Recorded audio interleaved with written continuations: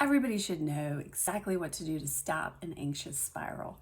This is not something that only happens to some people. I think we are all subject to potentially getting caught in that negativity or anxiety spiral, and it just gets worse and worse. So, this episode is all about what do you do when that starts, how to get out of it, and get back to your more calm, confident, peaceful self.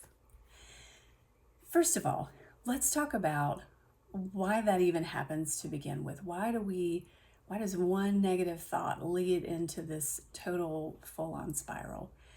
The first thing that we need to know is that anxiety can pop up from a couple of different places. So it could be, brought on by external stressors in your life, things starting to pile on, it just feels overwhelming and you start to feel anxious.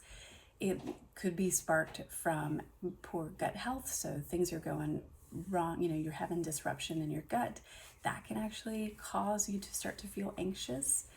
Any type of trigger, and that doesn't have to be from a major incident. Sometimes something small can spark that sense of irritation or agitation or anxiety, just thinking about something that went wrong in your life or something that, you didn't get the resolution that you were hoping for. Those kinds of things pop up for all of us all the time. So we have those moments where it starts out small, right? We have that moment of, feeling anxious, feeling a little bit dysregulated or off, And once we start to feel that, it becomes its own feedback loop. So let me give you an example. Maybe you wake up and you're feeling a little bit anxious. Maybe your cortisol is high because you've had a lot of stress going on in your life. And so you just wake up anxious. The first thing that our brain is going to do is try to rationalize this feeling. Why am I feeling anxious? So it's going to look for the problems. It's going to look for all those things that are going wrong in your life, all the things that could go wrong in your life, and you're going to start to loop those thoughts. Those thoughts, those anxious thoughts, will feed into your brain, creating more cortisol, more of that anxious feeling. And so the feeling feeds the thoughts feed the feeling. And so this is how that spiral gets going.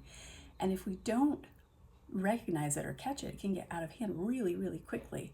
And we can start to feel, not just anxious, but overwhelmed, and really get into that place where we're not functioning, we're not able to focus, we're not able to really make good decisions in our life. And so that's why we want to get out of it as quickly as possible so that we can get back to, our normal state, get back to a place where we're feeling good, feeling like we can enjoy the day, and confident that we can face the problems that are coming. So one of the keys, and this has to happen way before, is to build that muscle for coming back to peace, coming back to calm really quickly. And you can do that through practices like mindfulness and meditation, breathing practices. If you're doing those regularly, then you're building those neural pathways so that when you are faced with those moments, you can recognize it, take a deep breath,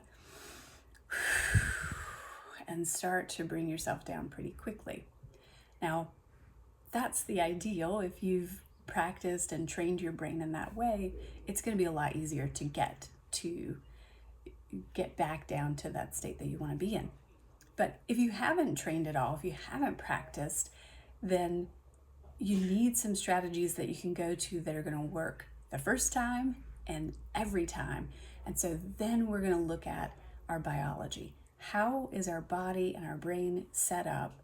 And how can we work that to our advantage to actually get those results really quickly? One of my favorite ways, and I teach this all the time, is 5-10 breathing. It is so simple that many of us overlook it as not really a great, a major strategy, but it's a great strategy because it's easy to do, it's easy to teach, it's easy to implement anywhere, anytime. We know that our inhale is intimately connected to our sympathetic nervous system, or fight or flight, which is why if somebody jumps out and startles us, we immediately inhale. That is activating our sympathetic nervous system. If we're feeling anxious, one of the things we're going to do is we're going to start breathing more shallow in our chest. And so that's a natural biological response to anxiety. So if we want to shift that using our biology, we're going to shift our breathing. And so the way that we do that is we favor the exhale. Our exhale is connected to our parasympathetic nervous system, which means if we extend our exhale longer, we're giving our body and our brain that signal to slow down, to calm down. And if you do that for 2 minutes, you're going to see your heart rate come down, your tensions start to ease in your body. It works every single time. Now, sometimes if your thoughts are pushing so strongly, you have a hard time getting to that practice. You have a hard time actually doing that work. And that's why we need other strategies. So 5-10 breathing is always my first go-to.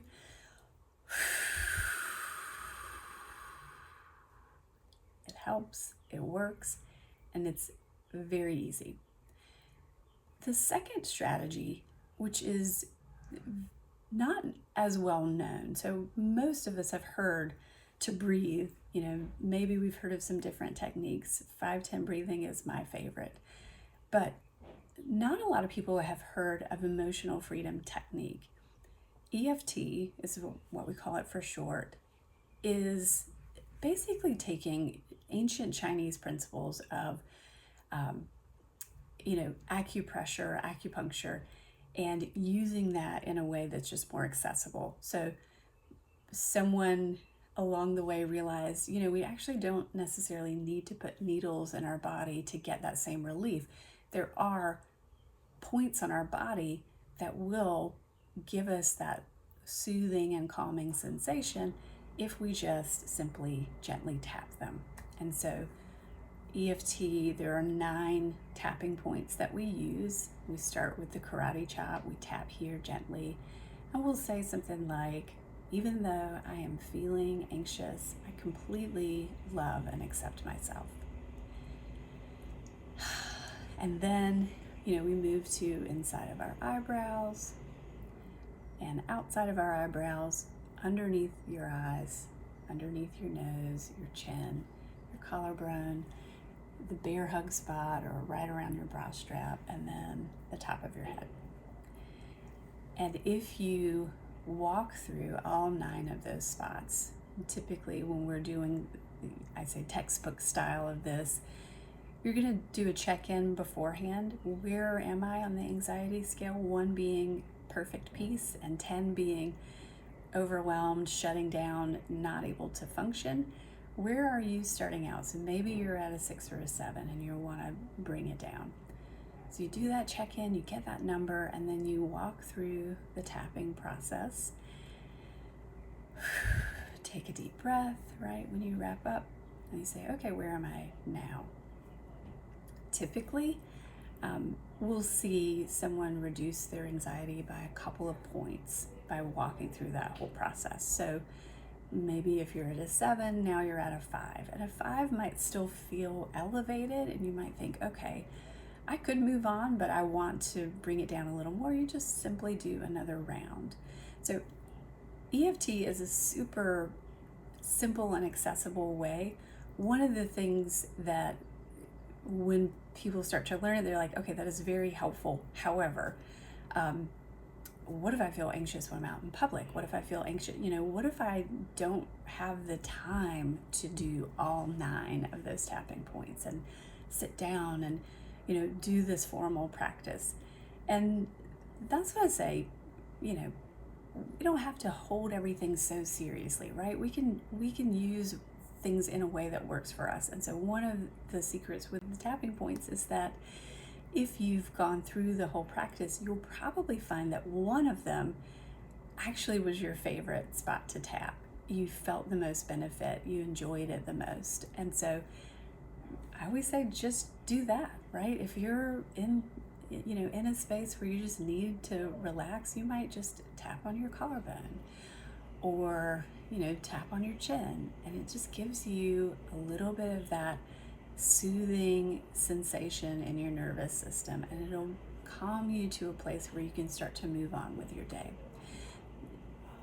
Those two practices alone, if you just had those, will help to bring you out of these anxious spirals pretty quickly, almost every time. Sometimes we go really deep into triggers and we have a difficult time bringing ourselves out of it, so that's when we need another person to co-regulate with us, someone else who can kind of use their calm sense to help bring us down.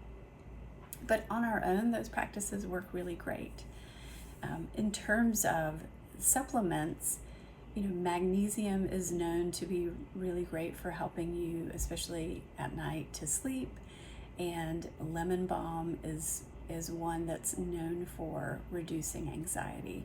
Obviously, you would want to check with your doctor or nutritionist to make sure that those are right for you and what the dosages are, but those are good places, especially if you face anxiety more frequently. The final thing is this. So those are all what I think of as, quick release strategies. These are going to give you those quick wins. You're going to reduce your anxiety in the moment at any time. However, they're not necessarily going to prevent you from having anxious, moments in the future. And so what do we do about that? Especially if you've been through a difficult life experience and you're finding that every time you think about it, you feel that sensation of reliving it, right? Your body goes right back into that state of anxiety and fear and stress or freezing or shutting down. If you're having those experiences, a lot of times we call that trauma. Some people don't like to use that word, and that's okay too. It's just a matter of understanding where that's coming from. So if you have something in your life that hasn't healed, then you're going to find that going through the process of healing that is going to give you a lot more freedom on the other end.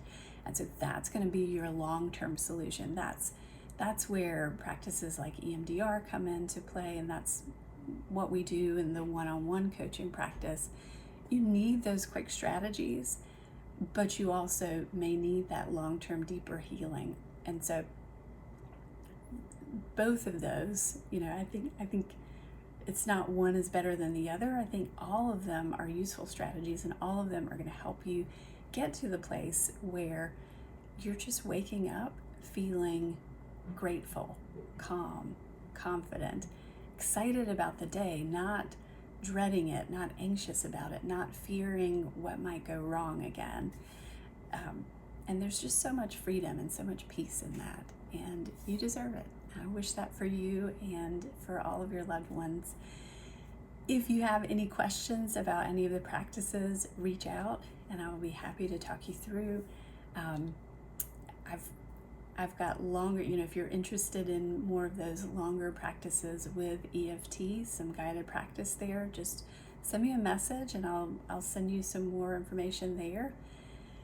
If you are looking for support for that long-term healing, you can always reach out to me for a free consultation. I'll link that in the description below, and I'd be happy to chat with you to get you moving in the direction of your most healed and happy and joyful and peaceful life.